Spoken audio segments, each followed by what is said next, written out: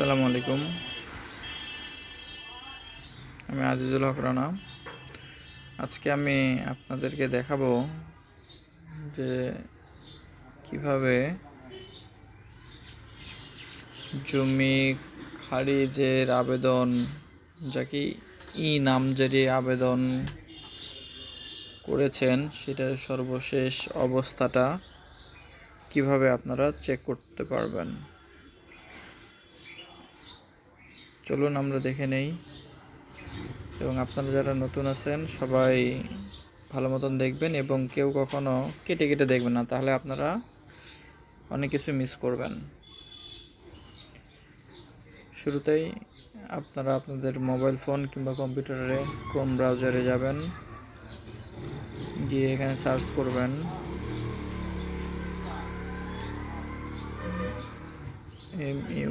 mutation.land.gov.bd কিংবা ভূমি মন্ত্রণালয়। এখানে ক্লিক করলেই আপনার এটার হোম পেজে চলে আসবে।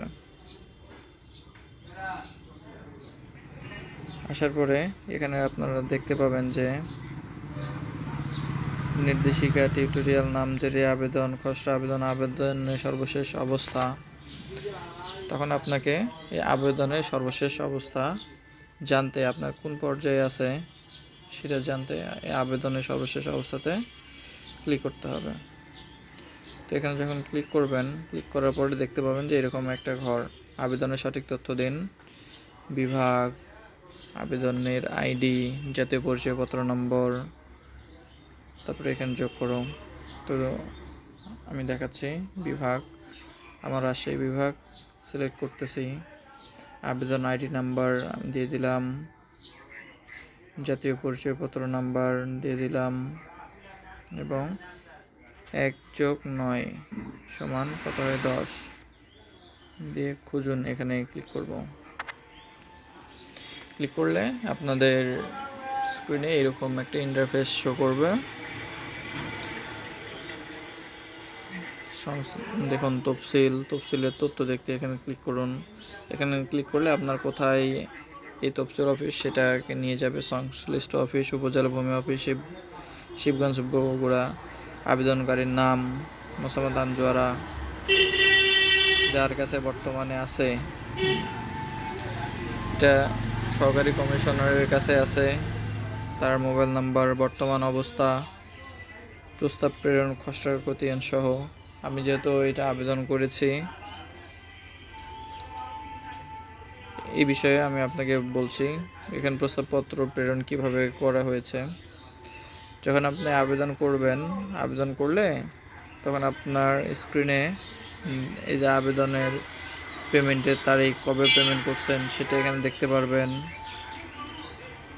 সেটেলমেন্ট, ব্যাংক আবেদন এটা কবে করা হয়েছে সেটা দেখতে পাবেন। আবেদন গ্রহণযোগ্য, এগুলো দেখেন যে আমার তারিখ একই দেওয়া আছে, 31/7/11 এগুলো দেওয়া আছে।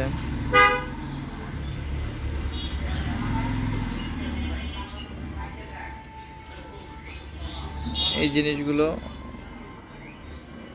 দেখুন। এখানে প্রথম দিনেই দেখা যাবে যে এই অবস্থাগুলো দেয়া থাকবে, গ্রহণযোগ্য। এখন যখন আপনি আবেদন করবেন, আবেদন করার পরে আপনার প্রথম অবস্থায় থাকে কমিশনারের কাছেই চলে যায় ভূমি। যখন উনি গ্রহণ করবেন তখন আপনার একটা মামলা নাম্বার চলে আসবে। এই যে আমাদের সামনে যেমন দেখা যাচ্ছে, এই যে একটা মামলা নাম্বার, ঠিক এরকম মামলা নাম্বার চলে আসবে। এই মামলা নাম্বার যখন আপনার ফোনে মেসেজ আসবে কিংবা আপনি অনলাইনে চেক করবেন, যে দেখবেন যে এরকম মামলা নাম্বার চলে এসেছে, তখন এখানে দেখাবে যে খসড়া খতিয়ান প্রস্তুত।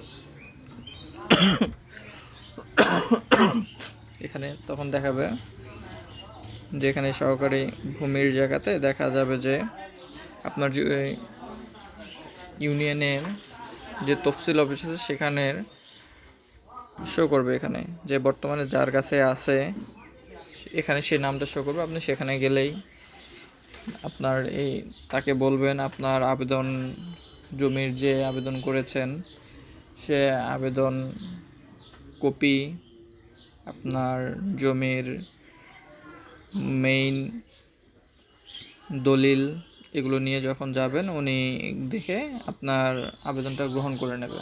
আবেদন গ্রহণ করে নেওয়ার পরে তারপর উনি এটার প্রস্তাব পাঠিয়ে দেবে যে এসি ল্যান্ড বরাবর, সহকারী কমিশনার বরাবর উনি প্রস্তাব পাঠিয়ে দেবে। তারপরে এসি ল্যান্ড স্যার যখন এই আবেদনপত্রটা গ্রহণ করবে তারপরে একটা শুনানির দিন ধার্য করা হবে।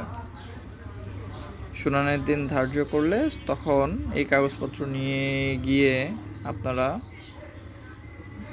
এসি ল্যান্ড স্যার যখন দেখবে এই কাগজপত্র, জমি কিভাবে আসলো খতিয়ান সহ, আপনার জমির মূল কাগজপত্র, আবেদনপত্র, খতিয়ান, এগুলো যখন নিয়ে যাবেন তখন সহকারী কমিশনার দেখে সব কিছু ঠিকঠাক থাকলে আপনার এটা আবেদনটা গ্রহণ করে নেবে। তখন তার হয়তো বা ওই দিন কিংবা তার 2-1 দিন পর আপনি পেমেন্ট করতে পারবেন টাকা।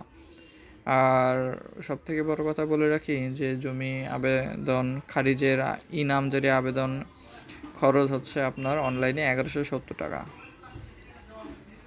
প্রথম দিনে আপনার 70 টাকা অনলাইন খরচ কাটবে এবং সর্বশেষ দিনে যখন আপনার ডিসিআর প্রদান করা হবে ওই দিন আপনি অনলাইনে নিজে অনলাইন বিকাশ থেকে আপনি টাকা পেমেন্ট করতে পারবেন। করলেই তখন আপনার এই খারিজের টাকা, ডিসিআর পেমেন্টের এই রসিদ পেয়ে যাবেন, যেটা ধরেন যে ওটাই আপনার খারিজের কাগজ হিসেবে। আর এর ভিতরে যদি আপনার কোনো সমস্যা হয় তখন আপনি ডাইরেক্ট এসি ল্যান্ড মহোদয়ের কাছে যোগাযোগ করতে পারবেন। আপনারা যেখান থেকে দেখতেছেন সেখানকার এসি ল্যান্ড স্যারের সাথে যোগাযোগ করবেন, তাহলে স্যার আপনার শুনানির দিনটা দিয়ে দেবে। তো এতদূর পর্যন্তই। আপনারা ভালো থাকুন, সুস্থ থাকুন এবং আমাদের সাথেই থাকুন। আর পরবর্তীতে যদি কিছু জানার থাকে তবে আমাদেরকে জানাবেন। সে পর্যন্ত আমাদের সাথেই থাকুন। আসসালামু আলাইকুম।